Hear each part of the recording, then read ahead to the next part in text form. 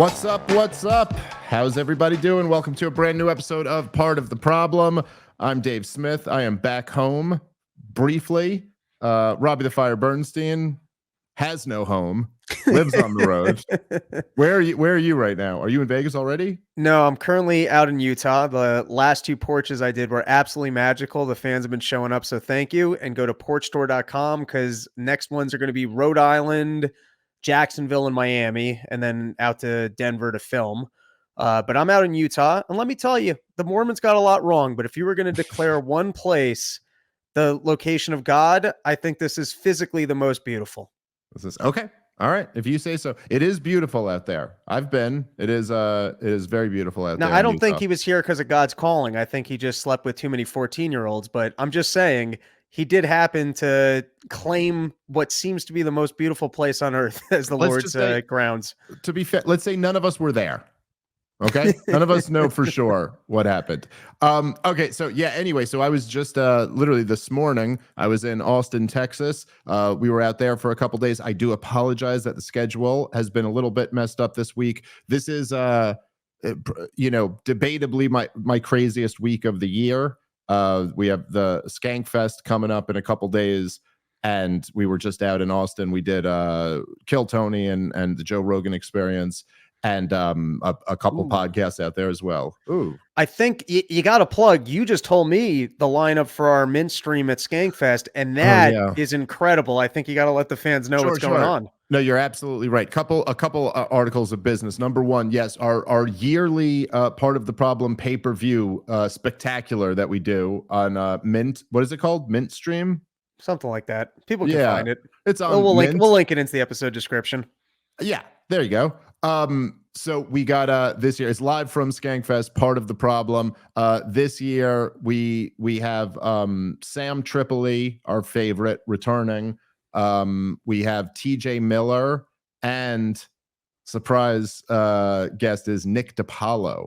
Will also be on the podcast as well. Very, very excited to do the podcast with all those guys. But yeah, it's gonna be cool. It's gonna be cool to see Nick. I've done his show like remotely a few times, but I don't think we've done a show in the same room since he was on Sirius. So I'm looking forward to that.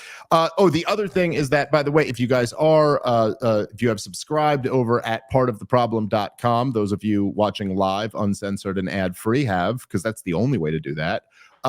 You got the higher tier subscription members. We do like monthly Zoom meetings. We do the last Saturday of every month, and people get to participate, and we hang out and talk about whatever the supporting listeners want to talk about. It will not be the last Saturday of this month because that will fall on the festival. So we're just pushing it back to the next week. Okay. Business out of the way. All right, so there's a video that I came across today that I was just kind of like, I want to spend today's episode responding to it. And I want to say there's a couple reasons why I wanted to talk about this. I've been having this thought lately, Rob, last few days, as I've been traveling, in my moments waiting to board my plane, when I've been thinking about what's going on in the world. I've been thinking a lot about that. I think one of the things I think we try to do on the show that I hope we do a pretty good job of is I think we try our best to not get lost in the moment, even when we're living through things where crazy moments are happening. We kind of try to focus on the most important story or zoom out and take a look at what's really happening here on the bigger picture. And so one of the things I've been thinking about for a few days is that there is, and I want everybody, including Trump supporters, to hear me when I say this, that there is a reasonable chance that in a few weeks, the Trump thing is done. Now, forget whether you think he's going to win or lose. You'd have to admit it's all indications are it's fairly close at this point, and there's a shot that he doesn't win. Also, Trump supporters, all you guys believe he didn't really lose the last time either, right? And he was in that time, so maybe if they did it then, maybe they do it again. I'm just saying whatever the scenario is, or maybe Trump just blows it. Maybe the strategy of ducking the press for the most part works for Kamala Harris, whatever. I'm just saying there's a a chance that we're very close to the Trump thing essentially being over. Like, he's not running again. He's too old. He's not going to say, oh, in 4 years, I'll come back and do it again. Like, this is the end of Trump, as at least in the capacity as being the guy who is, filling the lane he's filled for the last 8 years, president or candidate. And that's just like a very interesting dynamic. You have this kind of like energy that was rallied to this one guy, these people who are very upset with the establishment. And for the most part, the right half of America, including the entire conservative population, whatever that exactly means, they all support this guy. Where do they go if this is over? Like, what's the next step in this? And it's just like the thing that's like, if you come from the position that me and you do, I think it's almost impossible to not see that and think to yourself, okay, well, like, that's where the action is. You know what I mean?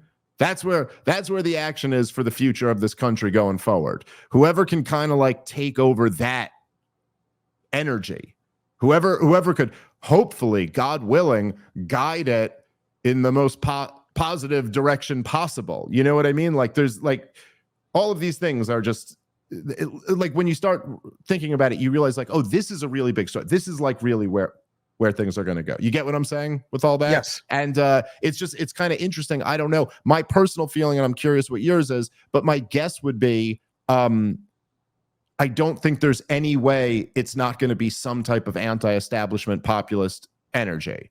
I don't think the establishment Republicans can recover the Trump base. I don't know what you think about that. 4 years is a long ways away. And Trump does a very bad job of picking people around him. I think J.D. Vance is proof of that. I think everyone he had put up in the midterm elections that didn't win is proof of that. I think if there's one thing that Donald Trump is flawed with, I mean, look at everyone he staffed in his last administration that were basically deep state kooks. So I don't think Donald Trump's very good at anointing, hey, here's my next person. But I also don't know that he has the power to anoint who the next person is. I think, it's going to be who his base organically supports. Right now, it's very hard to imagine the Trump supporters anointing anyone else to the king status that Donald Trump has. It's very hard for me to see that. But at the same time, that will drastically change if Trump loses this election. Okay. By the way, I'm not trying to get Trump supporters down. By the way, this also still even applies when you zoom out. If Donald Trump wins, okay, Donald Trump wins and he's in. He's not standing for election again. So where does this energy go after that? All right. I would hope like a Vivek just crushes it the next time around. That's what I would hope. That's the guy who it seems to be the only one who is positioned who could be it, who is actually a very attractive choice for being that guy, where you're like, oh, if he actually really had a lot more influence, that could really substantially make this movement better. With that said, I could see a reverting to the mean, and there are some young studs on the Republican bench. Tom Cotton and Josh Hawley are the two that kind of most come to mind. And I think you might see a general pitch of, hey, the reason why we lost is because we went so far outside of the box. What we need is a good establishment Republican to actually win that the moderates can get behind. I think if Trump loses again, the Trump run might be over, and people like to win, and you might see a pitch for reverting to the mean. Yeah, my suspicion is that something has been unlocked in these last 8 years that I don't think you can put away.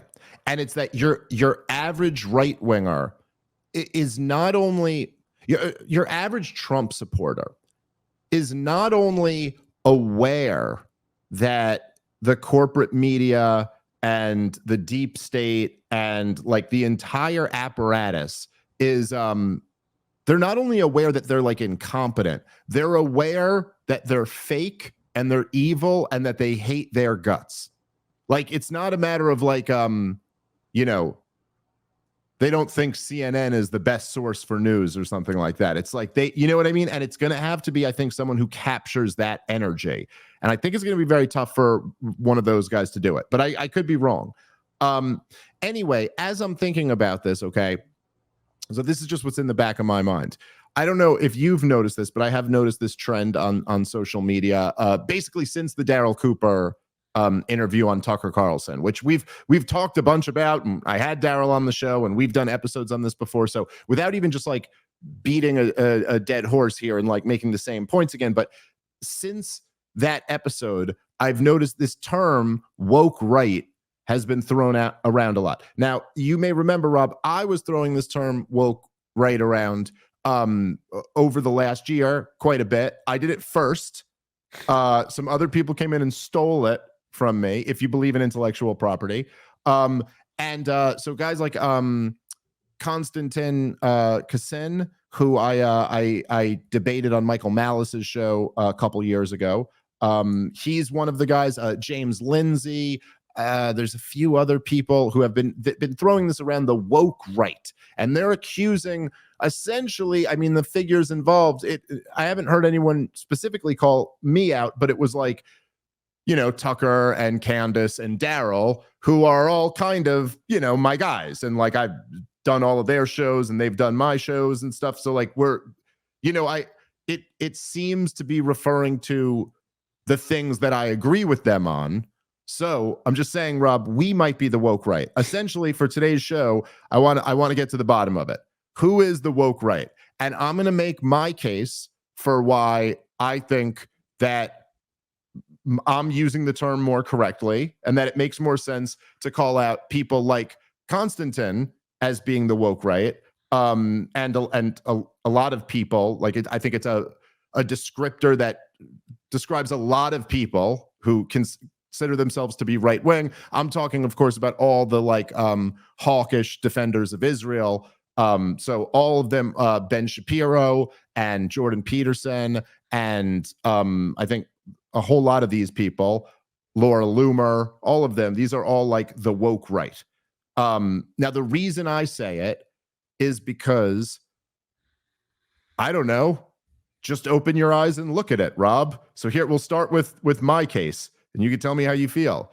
So over the last year, we've seen a movement of people who consider themselves to be on the right, many of whom have made millions of dollars off of being free speech warriors who went around smacking down college woke kids because they demanded safe spaces. And every time they were losing an argument, they would just call you a bigot, and they would support laws that were, you know, like would restrict freedom of speech. That hate speech is not freedom of speech, right? That was about a lot of these people. Ben Shapiro and Jordan Peterson, they made their rise to fame off of destroying those guys. Okay. And then over the last year, who has been calling you a bigot to shut down discussion? Who has been demanding safe spaces on college campuses? Who has been promoting laws to crack down on free speech? Maybe I'm missing it. I haven't seen any of that from the critics of Israel. I certainly haven't seen that from any of the people who they are calling the woke right. So anyway, we're going to play this video by Konstantin, and he goes through who he thinks the woke right is and what they are. Let's kind of break it down, and let's see. I don't know. Am I crazy here, Rob? Those traits that I listed seems pretty much very, very similar to the woke right. I think when you're opposing free speech and you don't want critical reasoning, and what you prefer is censorship because certain things are too offensive and certain opinions shouldn't even be allowed to exist and we shouldn't explore them, that certainly feels like the position of the woke. Sounds right to me. And so before we play this video, I'll just say I'm impressed that the Geico lizard is having a second career. I will say, nothing personal against. I'll make personal insults. No, that's what I'm here for, though. That's fine. No, but I do like the guy enough. He was nothing but respectful when we debated. There's a trigonometry or something is his podcast. It's wildly popular. All right, guys, let's take a moment. I got to tell you about Proton Pass. Proton Pass keeps you secure. Google and big tech are advancing over our data and privacy, and Proton is becoming the best alternative to all of these with Proton Suite.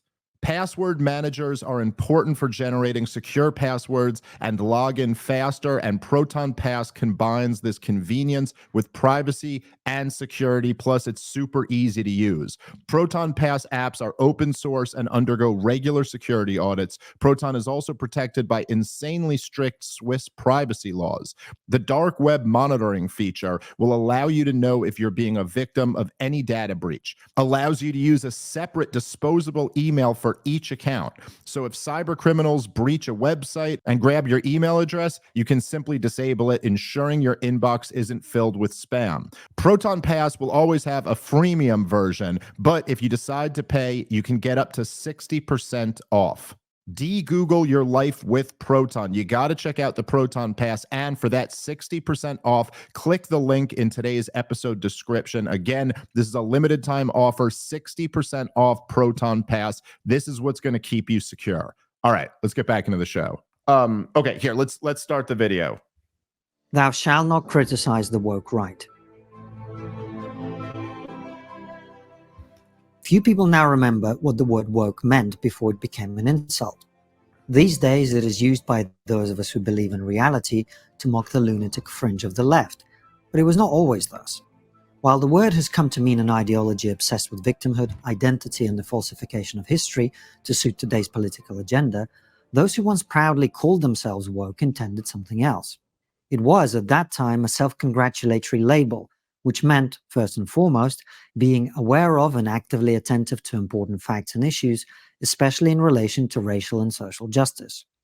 As has been discussed ad nauseum, in practice, what this awareness of facts pertaining to various forms of justice meant was a framework in which certain groups were victims and other groups were victimizers. Some groups were suffering, and their suffering was the responsibility of other groups. Let's pause it right there.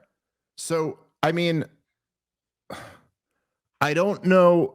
Look, I think we'll get into kind of like the way Konstantin is laying this out in a second, but it's when you're making a comparison between these two groups, you'd probably want to be as specific as you can. You know, the problem with this, like this thing where you go just relying on a victim group. I'm just saying there's this whole group of people on the right wing, a few of whom I've just listed, but a lot more. Donald Trump is one of them, who support the Zionist Israeli cause. They support this war that Israel is waging right now. And by the way, they do tend to bring up the fact that Jews have been a victim group. The people who are talking about Jews on college campus right now and what a tough environment it is are talking about a victim group. That's what they're saying. And like, I don't know, college presidents have been fired at major Ivy League universities over this stuff. It's not as if you could just say, well, they have this whole victim, ideology. I don't see any, like, you could claim yours is legitimate or that popular one is legitimate, but I don't know. There's a similarity there as well. By the way, almost every ideology has a victim of some sense. So it's not particularly useful to make that the comparison. But anyway, let's keep playing. Which had conspired to mistreat and take advantage of them. But a conspiratorial worldview of this nature cannot be maintained on faith alone. Explanations had to be given for why this false narrative was in fact not false at all. First, and highly relevant to our imminent discussion of the woke right, the woke left never claimed that the arguments they were making were true. Instead, rather than attempting to prove the impossible, they wisely made an entirely different claim. Truth, they argued, is merely a linguistic projection of power. The powerful brainwash the rest of us into seeing the things they want us to believe as the truth. To claim that something is true is to abuse the power you have over others. It is an act of linguistic violence. This is why if you were to assert that you know how many genders there are, or quote facts about contentious social issues, such as police violence against minorities, That would be used as evidence of your poor character and nefarious intent. All it showed was your bias, fragility, and so on. If this sounds a little abstract, a more concrete and even more relevant example is what the wokesters did to history. Okay, let's They pause it right attempted there. So because he's about to get into the history thing. So yeah, I mean they have this like victim group, and they claim that if you say anything, like just say something, that in itself is like an act of aggression. They don't believe in truth, okay? And if you point out historical events that are, let's say, much more complex than the way they simplify them at best, and at worst, just straight up not true. If you point that out, they claim that you pointing that out is evidence of you being a bad person. Now, I just want to be clear here. We're talking about the right, like broadly speaking, the right. And I mean, I've been called an anti-Semite and a self-hating Jew more this year than I could possibly recount. John Podhoretz from Commentary Magazine, when Thomas Massey said we're broke and we can't afford to fund other people's wars, so he was voting against the increased military aid to Israel, John Podhoretz called him anti-Semitic scum for voting against, for saying, hey, we're $35 trillion in debt. We can't afford to give handouts to other countries. That makes you anti-Semitic scum, according to them. So, like, okay, I just, the people who you're going after, like, if you want to compare anyone on the right to woke or claim that they're the right woke, tell me what Tucker or Candace or anyone like that or Daryl Cooper have done that is in any way in that universe where they would weaponize this claim of like, dude, calling someone anti-Semitic scum, like, dude, that sounds like something you should say to like a guard at Auschwitz. You know what I mean? Like that. It's just like, who's weaponizing this accusation of bigotry in such a vicious and uncalled for way out of the group of people who you're talking about on that level? You can't find any examples of it. When it comes to the woke thing, like, you know, when they used to say, you know, Jews run the media, it'd be a funny thing to read on the front page of the newspaper, because it's like, well, then why is that here? If they really run the newspaper, why is the front page of the newspaper letting me know that the Jews are, you know, keeping all the real information for me and manipulating my mind? It doesn't seem like that would be on the front page. There's a funny thing additionally about the woke people, that they're always claiming we don't have the power while they control the universities. They were, you know, the entire racket of Fed money and the ESG scores. They had all of the power while trying to pretend other people are manipulating your mind. And the fact that, or at least the way he's defining woke, is that I guess I don't know. The problem is I'm not an idiot, so I have a hard time explaining their stupidity, but that we're all propagating racism and I guess keeping down minorities because the system keeps down minorities. So unless you're willing to overcome and go out of your way to facilitate propping up minorities, then I guess you're part of this system that is artificially keeping them down. Something. Let's go with that as the working definition, right? But I do like your point very much about another like kind of stark similarity there, which is that, you know, you do see this thing too, where it's very similar to the woke behavior, where Ben Shapiro will say our government is run by Hamas. Right. When like, clearly there's more funding going to Israel than Hamas. I mean, it's just bananas. And then it's kind of like, if it, you know, it's like for the claims that, you know, like the people who probably Ben Shapiro hates the most would make, that like the Jews run the government or something like that, which is not the claim we're making exactly. But you know, that is so much more plausible or reasonable, I should say, than saying Hamas runs. I mean, come on, like, what are we talking? So it is very similar to like the woke college kid who somehow imagines that they are standing up to the powerful, as they have the same message as every single one of their professors, every giant corporation, every politician, everyone in Hollywood, everyone in the corporate media, yet they still feel in some sense like they are the counterculture. There is a strikingly similar dynamic with a lot of the Zionist hawks who just constantly act as if Israel is the put upon, kind of like a victim here, while the reality is that Israel has the backing, the full 100% backing of the biggest, most powerful, badass bully country that's ever existed, and has essentially, within any degree of reason, allowed them to do whatever the hell they want to the Palestinians and their neighbors in Lebanon and Syria, in Iran. Anyway, it's just there is a pretty stark similarity there as well. Okay, let's keep going with the video. Destroy, both physically and reputationally, anything about the past that served as a reminder of the achievements of our society. Statues were torn down and defaced.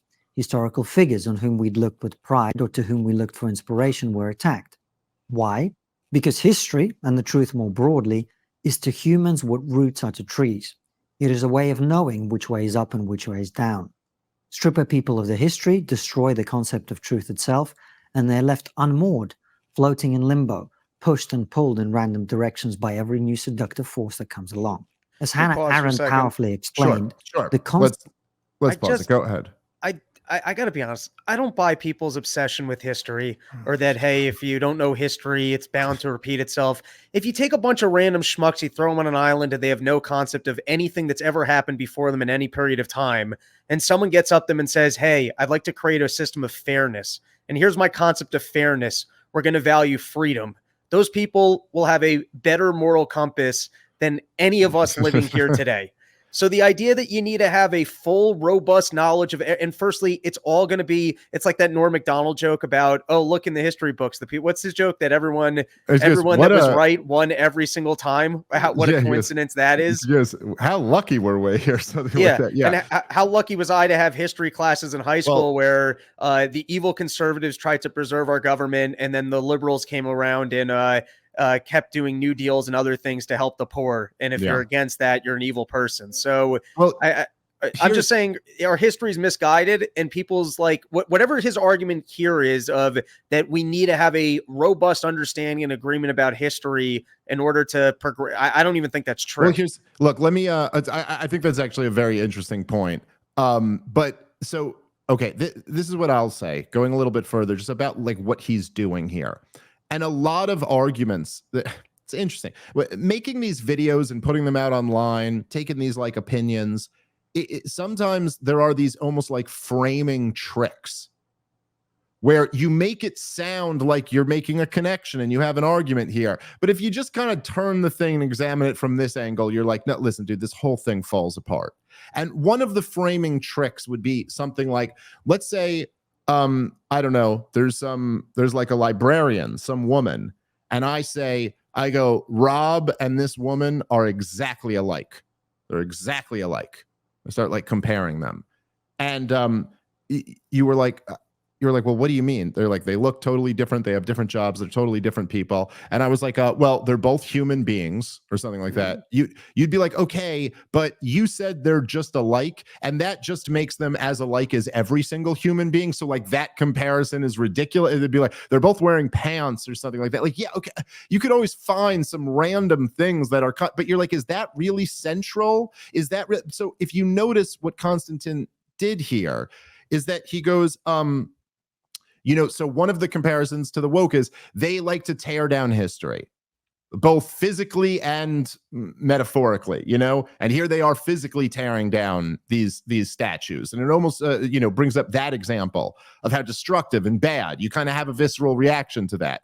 The thing is that nobody on the woke right is doing any of that. The people who we say are the woke right, or the people who he says are the woke right? None of them are tearing down statues. So that's just not a parallel. Like, I gave several, you gave several parallels. Okay. This one doesn't fit, because so now you use the imagery of that being a similarity, and then you're going to go, but more broadly, metaphorically speaking, tearing down history is also makes you woke. So what he's in effect done here, and think about how sneaky this is essentially just said all revisionist history is woke.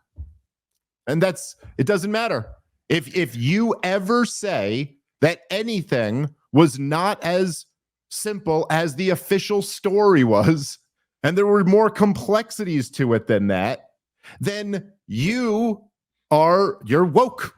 You're the right woke, which is so ridiculous. When you just think about it, that's so ridiculous. So we could never say, like, what if I just say, like, I don't, I mean, look, dude, look at the fucking history. You know which wars they lied us into? Every goddamn one they lied us into. It's not, they lied us into World War I. They lied us into Vietnam. Everybody knows they lied us into Iraq. They lied us into like all these goddamn wars. So what, we're never supposed to go back and correct the record over what the official story was? Like, this is just such a ridiculous standard. That doesn't mean, that's not the same as tearing down statues. That's not the same as trying to destroy history. The idea is to discover history. All that stuff about the roots to the trees, well, this is all just, you're just assuming your conclusion. You're assuming that your history is correct. That you have to actually make that case. The argument that some of these people are making, I mean, specifically talking about Darryl Cooper here, but Candace Owens and others too, the argument that they're making is that this is what really happened, not what the official story is. You have to take on that argument. You can't just say you challenging the official story is you destroying history and saying we shouldn't be connected to history. No, from their perspective, they're trying to connect people more to history. So this is just a dirty trick. There's been no argument made at all, but he's very intelligent and he's clever and he's got a British accent. So it sounds as if he just like presented something, but it was nothing. It's another plea to censorship and not using your critical reasoning. Because like the way he defined the woke people is our agenda is too important. And so we need all of us to have this shared history that, for example, Churchill is great. And when he killed civilians in Dresden, it was important because there was this enemy. And if anything, that's the appeal for why you can go harm civilians in wars, because look, Churchill did it. And that's the only way we could have beat the Nazis. Yes, that's the way that warfare is supposed to be fought. And we all need to have this shared roots, because otherwise you won't have my conclusion. And so that's why I need to have censorship and you not questioning the roots of this. Sounds kind of woke. Right. Right. And like, look, it's like, I understand, as Darryl Cooper said, this is like a load bearing story. Like, a lot relies on this, but that's also kind of the point. The point is that every goddamn war hawk's justification for every goddamn war comes down to Hitler, appeasement. You know what I mean? Like, it's all just like, no, you don't appease. That's the one lesson of history. And the lesson is you attack, maybe even attack earlier, be aggressive. And that is used in every goddamn war. Every single war hawk invokes the Second World War. There's not a single, how many Israel-Palestine debates have I done over the last year? You know how many World War II didn't get it evoked in? None. They always bring it up. Even when it's Hamas, if they compare Gaza to the goddamn Third Reich, how ridiculous that is. They compare them. Hamas are Nazis now. The same thing. We're all going to be speaking, what do they speak? Aramaic, not Aramaic. What's the goddamn, anyway, Arabic. You know what I'm saying? Like, it's all just so ridiculous. All right, guys, let's take a moment and thank our sponsor for today's show, which is Monetary Metals. Such a great company. They are revolutionizing the precious metals space, allowing you to earn interest on precious metals in precious metals. This is truly a game changer. And right now you can unlock a 12% return on silver. That's 12% on silver in silver. Now, of course, silver isn't just a precious metal. It's a tangible asset and a great way to diversify any investment portfolio. But with Monetary Metals, you don't just own physical silver. You own silver that works for you to generate more silver, growing your total ounces over time. And And right now you can take part in the first true silver bond since 1834 if you are an accredited investor. You can earn 12% annual interest on silver paid in silver. The bond is financing a publicly traded mining company located in the Western United States. Click the link in the episode description or just head over to monetary-metals.com to learn how to participate. All right, let's get back into the show. Okay, let's keep playing the video here. Constant lying is not aimed at making the people believe a lie, but at ensuring that no one believes anything anymore. The people who can no longer distinguish between the truth and lies cannot distinguish between right and wrong. And such a people, deprived of the power to think and judge, is, without knowing and willing it, completely subjected to the rule of lies. With such a people, you can do whatever you want. The woke logic operates like this. There are good and bad identity groups. You can't trust anything you've been taught about history or anything you're being told today because your beliefs are based on lies spread by people who are in control of society. There is another select group of people, us, who understand what's really going on, and we're bravely raising awareness of the issue. Anyone who disagrees with us or criticizes us is doing so because they're a bad person, and their criticism and disagreement just proves that we are right and they're bad. Can you The pause? woke revolution, which occurred Sure. over the last 10 years, was bad enough. Isn't that a perfect explanation for his criticism of Daryl Cooper? I mean, didn't he literally just define what his criticism is going to be of, hey, I'm in the good group, he's in the bad group, don't listen to what he has to say?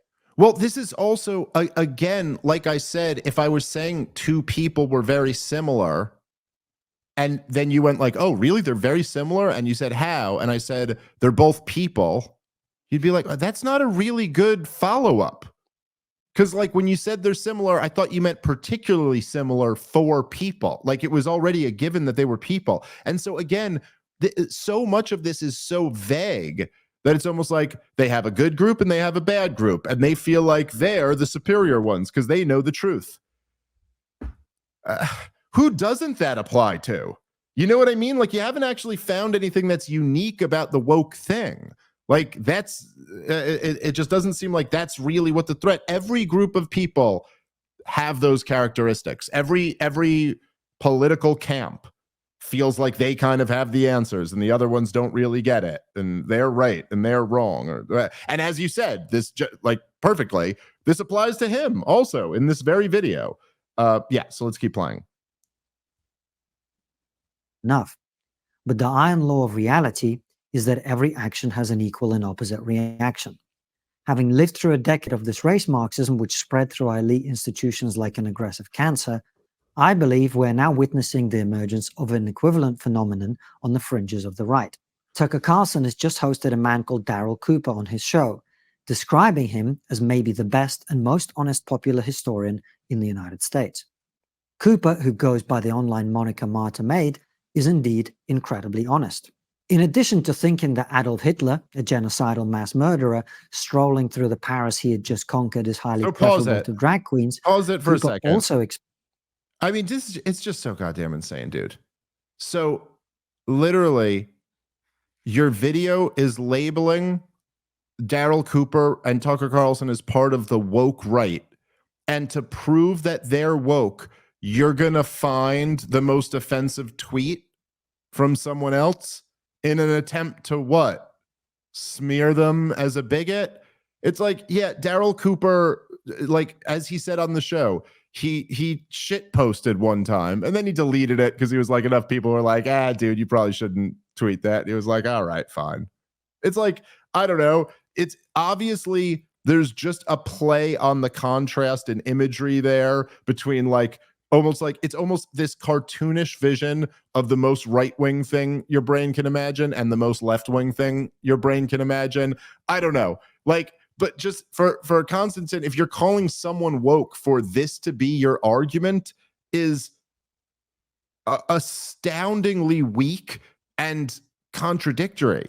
Like what? So that's it. He's a bigot. He tweeted something offensive to me one time.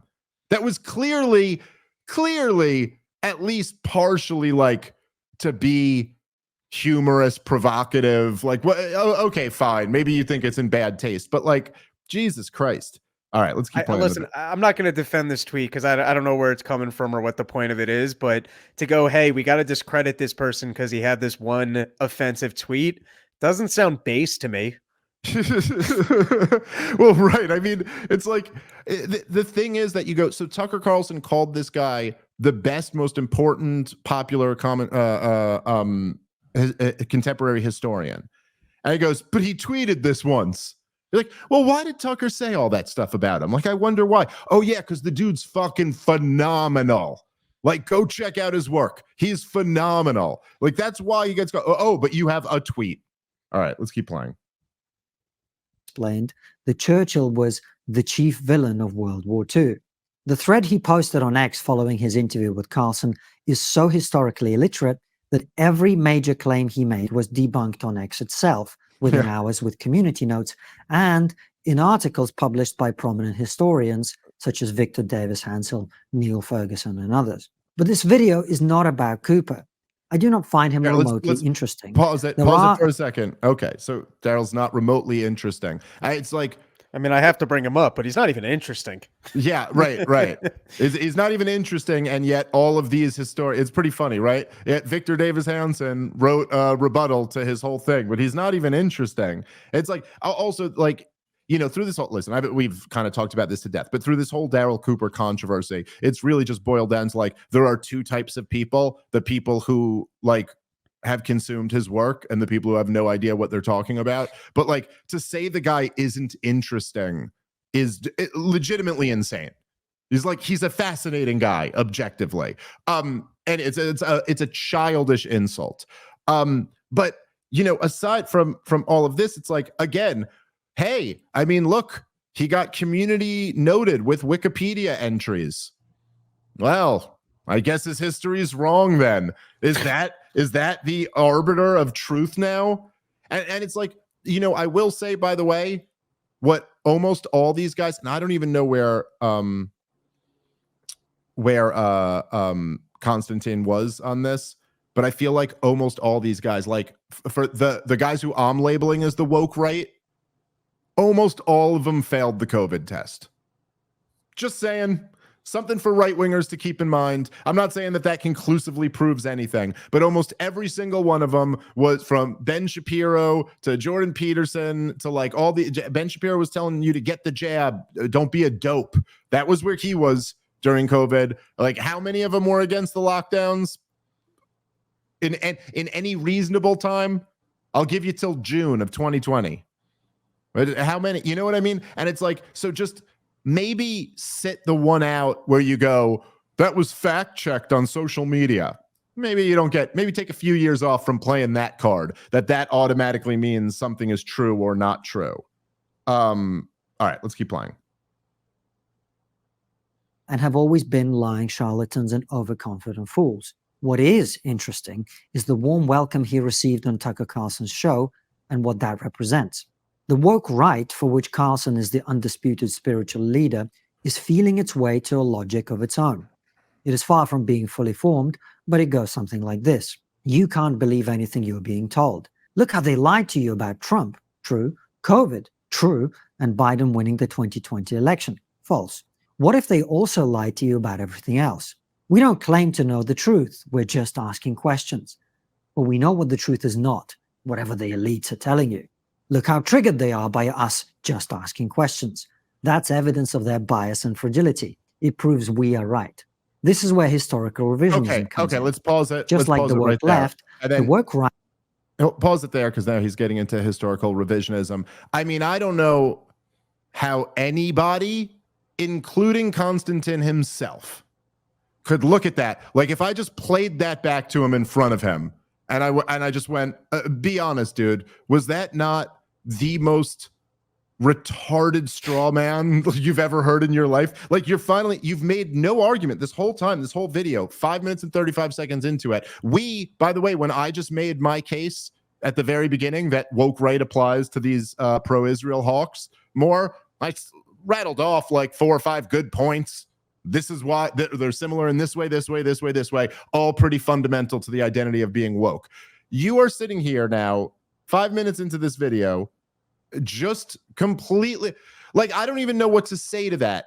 Nobody's ever said what you just said. Nobody's ever said the elites lied to you about this, this, and this. Therefore, everything they say is wrong. And therefore, if they get upset when we say it's wrong, that's proof that we're right. Tucker's never said anything remotely close to that. Daryl's never said anything like that. Candace has never said anything like that. I've never said anything. Like, what more response to that do you want? If you wanted to take on maybe something reasonable that I would stand by, that I would venture to guess that both that Daryl, Tucker, and Candace would agree with me if I said this. If I said, look, yeah, these people are not to be trusted anymore. They get every goddamn major story wrong, and they don't just happen to get it wrong. They get it wrong because they have an agenda. And so you can't really trust the corporate media in any way, shape, or form. I think that's true. But if they tell me the sky is blue, I don't assume that's a lie. Doesn't mean everything they say is wrong. This is just a ridiculous straw man. I don't know. What else can you say to that? All right, let's keep playing. Right has come to hate the West for the reasons I detailed in my previous video. Well, what is more, well, what else are they lying about? Let's pause that there, because this is something. This is really, again, I just see this as being very similar to the woke stuff. He said they all hate the West. We all hate the West because we don't agree, because we dare to say that, the biggest bloodbath in human history maybe was a mistake. Maybe there was a way to avoid that. That means you hate the West. You're telling me if you don't just blindly support the official narrative about the worst thing that ever happened to the West, you hate the West? Like what? We hate the West if we hate the fucking war hawks. Well, what? I'm allowed to hate the war hawks today or something like that, but I can't hate like the Lindsey Graham of the 50s or the 40s or whatever. You know what I mean? Like, it's all just so goddamn ridiculous. It's just insane. It's all so, dude, all this talk, it's just, dude, I saw, did you see this, Rob? The video of, what's his name out there in Pennsylvania, who was almost the VP, Shapiro? Yes. Signing. I didn't watch the video, but I saw. I didn't click on the video, but I saw that it was there and what he was doing. He's signing bombs. Same thing Nikki Haley was doing. Signing bombs that are going to go get dropped in Gaza. Signing bombs that are going to go, I don't know, get dropped in Russia, maybe. Even, I mean, like, look, dude, even if it's soldiers. Even if it's like conscripted Russian soldiers, you're like celebrating. Like it's just so sickening and disgusting. But what? The real outrage is fucking that somebody questioned the World War II narrative, or that people are doing revisionist history. It's like it's so beyond upside down. This is what you're outraged about. All right, let's. And by the way, I'm sorry. That doesn't mean I hate the West. I fucking love the West. Goddamn, trying to help it. You know what I mean? Like, what a ridiculous thing. That if you hate our war hawks, these fucking awful, just goddamn awful human beings, who are signing bombs that are going to go blow up children. If you have a problem with that, if you have more of a problem with that than you do with like anti-Semitism on college campuses, if I'm slightly more appalled by Nikki Haley signing bombs that are going to be dropped on children than I am by like anti-Semitic tweets or something like that, then what? I'm the woke for prioritizing that. It's just the argument's just so weak. Guys, as I've told you before, I have benefited from therapy in the past, and I know many people who have as well. And if you're thinking of starting therapy, make sure to give BetterHelp a try. It's entirely online. That means it's convenient, flexible, and suited to your schedule. You just fill out a brief questionnaire to get matched with a licensed therapist, and you can switch therapists at any time for no additional charge. They literally could not make it any easier. If you were on the fence and maybe thinking about starting therapy, give BetterHelp a shot. Visit betterhelp.com/problem today, and you'll get 10% off your first month. That's betterhelp.com/problem, betterhelp.com/problem for 10% off your first month. All right, let's get back into the show. All right, let's keep playing. Slope down which you inexorably slide if it becomes a lens through which you see the world. Just as a woke leftist sees a conspiracy against him that he calls systemic racism in every workplace, classroom, and interaction, so a woke rightist sees a conspiracy against him in every institution, media publication, and historical consensus. Importantly, disagreement and criticism only reinforces his belief in the conspiracy. Note how this is an exact mirror image of the woke left's approach to debate. Put forward false assertions, make no attempt to back them up when challenged, and use the criticism you receive as evidence of both your rightness and your righteousness. The one element that is still missing, which is why the ideology has yet to properly take shape, okay? is that the scapegoat group behind the conspiracy. Okay, so, you know, there's just kind of it's again just so vague and dishonest. They have their conspiracies, they have their conspiracies. They all believe them to be true, they all believe them to be true. And they say if you challenge it, that's proof that their false assertion was correct. Okay, but what's the false assertion? You got to like make the argument, like take on what they're claiming. What do you mean when you say that MAGA people believe that there's a conspiracy against them? Like, what do you mean by that? Do you mean that like there is a massive legal and financial effort to see people of color in positions of power? That is a kind of racialist slash sexual preference, gender ideologyist, you know, like movement that has the power of law and big corporate sponsorship behind it, that is essentially hostile to straight white men? Like, because that's enshrined in law. I mean, like, what is that what we're talking about? I'm just saying, like, I have no idea what you're even saying. Is it the fact that people have been so conditioned to hate Donald Trump that for years, this might be slightly better now, but for years in major cities around the country, you, Konstantin, would not walk the streets with a MAGA hat. You literally wouldn't do that. There are neighborhoods in every goddamn city in this country where you simply wouldn't walk around in a MAGA hat. So like, I just specifically don't know. The point is that there are conspiracies that are true and conspiracies that are false, or theories that are true and theories that are false. So to say this side has their conspiracies and this side has their conspiracies, what conspiracies? Are they true or not? That's the relevant question. Okay, so like, and don't lay any of that out. So it's also, I seem to recall, he became super famous after the green energy, like global warming debate, right? Wasn't that kind of the thing that platformed him? I think that might be right. It was at Oxford, I think he gave some speech. I can't remember. Yeah. So if you're challenging the entire world system that's preaching, hey, we need government to step in and protect us from climate change, so you're already kind of accepting, hey, government doesn't always tell me the truth, or these systems are not always honest. And particularly when it comes to Donald Trump, I mean, we know that the CIA worked against him when Crossfire Hurricane. Well, and he acknowledged that in the video. He said that you guys were right about them lying to you about COVID and Trump and whatever. It's like, right. So, okay. So you're not swearing by the power structures of our system, or that all information that come from our power structures is being accurate. So it sounds to me like you've already walked into the lane of, hey, we need to have critical reasoning in terms of what government's telling me, and we need to have a conversation about it.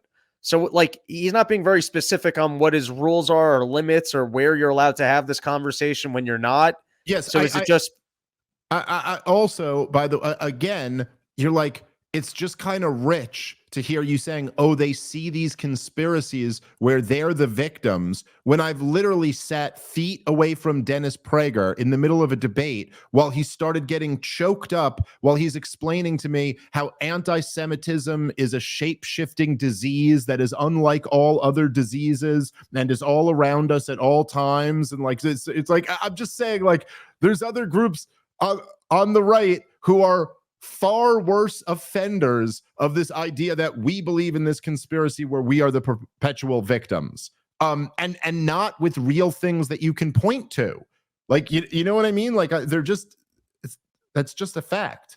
Okay, let's keep playing. Is still unclear. To the woke left, straight white men are the obvious source of the world's evils, but the woke right has struggled to find an equally plausible culprit. They've experimented with globalists, Marxists, and elites, but none of them fit the bill because they do not readily conjure an image of the suspect group in the mind of the average viewer. If you ask 10 woke writers to draw a picture of a globalist, a Marxist, or a member of the conspiratorial elite, they'd likely struggle. And because elites is what they've gone with for the moment, the logic doesn't really work. When most people on the woke right think of the elites, they imagine a cabal of senior Democrats, billionaire funders, and the leaders of other major institutions. The problem with that is that it's extremely difficult to believe that Kamala Harris and Joe Biden are orchestrating a conspiracy, given that they appear unable to get through a press conference. Okay, so let's pause it right there. So what a logic leap. I mean, this is again. I do think Konstantin is a smart guy. I'm blown away by how weak this is. Like to sit there and say that, okay, they like, if you actually listen to what he just said there, he goes, okay, there's this one group who are like racialists and they pin all the blame on white men or something like that.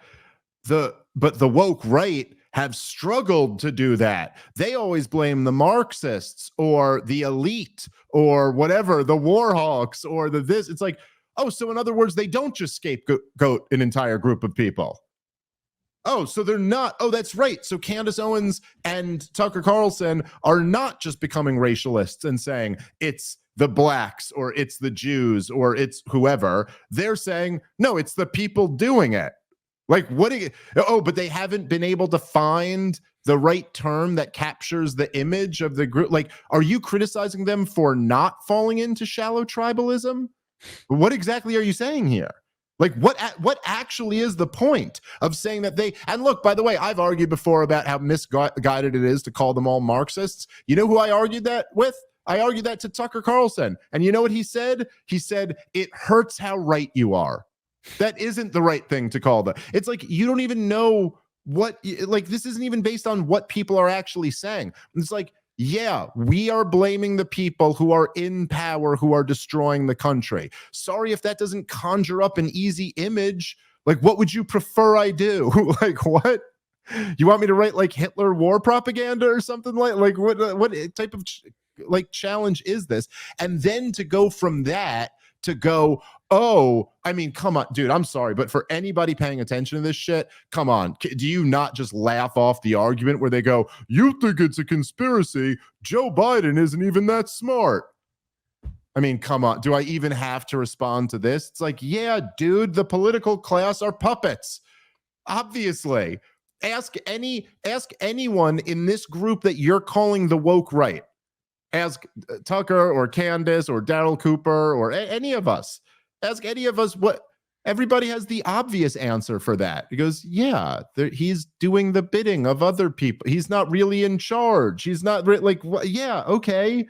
No, none of us think that Joe Biden or Kamala Harris are the masterminds of any conspiracies. But what are you going to take the position that there's no conspiracies then? Like, how many did we just live through? You just acknowledged a few. So, I wonder how that happened with all those Nancy Pelosi's running around. How did they frame Donald Trump for treason then? Oh, I don't know. Oh, I guess it's because none of those people are the ones who led the thing. Oh, yeah, that's right. It was the CIA and the FBI and the Justice Department who did it. Okay. But anyway, go ahead, Rob. I mean, it would just be incredible. Take global warming or any official narrative of government that Konstantin doesn't agree with. And then if you presented the argument to him, well, do you think Joe Biden's so smart that he could pull off this conspiracy theory? And he'd be like, no, of course that's not what I'm saying. Right. I think Joe Biden probably made a bundle of money with his Inflation Reduction Act that filtered a lot of money to green energy companies. And I don't know specifically what his payout was or what backing he needed, but I think that just made sense for him to remain in political power, and so he went ahead with it. And that there's if other all people who orchestrate it. By the way, for all these politicians, you say they're all so goddamn stupid. They're all worth hundreds of millions of dollars. But I'm just saying, if you don't like, how does he rectify this question with any of his positions that aren't in line with official government narrative? So your argument is just, hey, Joe Biden's too dumb to be orchestrating some massive conspiracy theory. So does that mean that every official narrative for government must be accurate because Joe Biden at the top of the system is not smart enough to manufacture lies to you? Yeah, what does it come down to? Like, if you don't believe the official government narrative, or if you really are daring and you say you don't always believe the past official government narratives, you might even go back in history and say, hey, they were lying to us here. If you dare do that, you're the woke. That's the extent of what we've got here. All right, let's keep playing. He's almost done. The point is so stupid. It's really bad. It's really bad. If you don't accept, all right, whatever. Let's continue. I already said it. President Putin.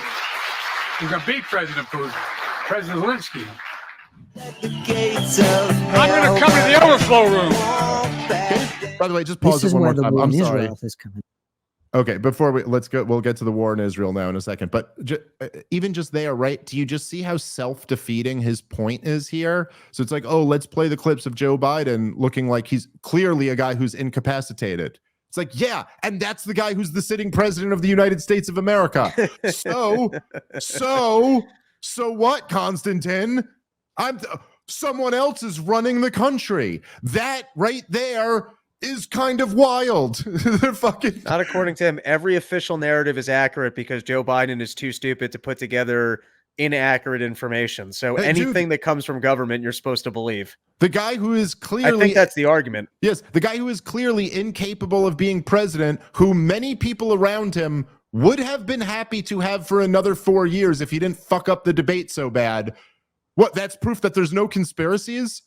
I thought that was proof that we actually don't live in a democracy or a constitutional republic or anything like that, because we don't have a duly elected president of the United States of America. Anyway, keep playing. He's got to watch Carlin's. It's a big club, and you ain't in it. Candace Owens, another darling of the woke right, whose ignorance and conspiratorial delusions are matched only by her charisma and bombastic arrogance, it has provided the opportunity to hone in on something a little more tangible. She currently spends most of her time debating weird rabbis and ranting online about Frankists. I don't claim to know what she means exactly, but for some reason her audience pepper her tweets with replies encouraging her to just say Jews. Whether the rest of the woke right moves in this direction remains to be seen. All right, let's pause it. Gotta pause it one more time, because let me just say, okay, so brings up Candace. Just to be clear, here, what actually happened here presents absolutely no argument, just some ad hominems, just insults her, says she spends all her time talking about these ridiculous insults. She spends all of her time debating rabbis and talking about the Frankists, because, yeah, she does a show on the internet just like you. I don't know what you're saying. What do you mean? What is she getting wrong? Is she getting something wrong? Then make an argument against it. But this this stupid imbecile who spends all her time debating rabbis, I think she's debated one. You're literally speaking about maybe two. I think she's debated two rabbis. Those were two shows out of her many, many shows. That's not what she spends all her time doing. You're not making any points. And then you just admit, now I don't know what she's talking about. Like, right. So, okay, you haven't looked into it at all. I don't know if Candace is right about any of that Franca stuff, to be honest. I haven't looked into it either. I haven't gotten the chance to. But I don't know what a Franken is.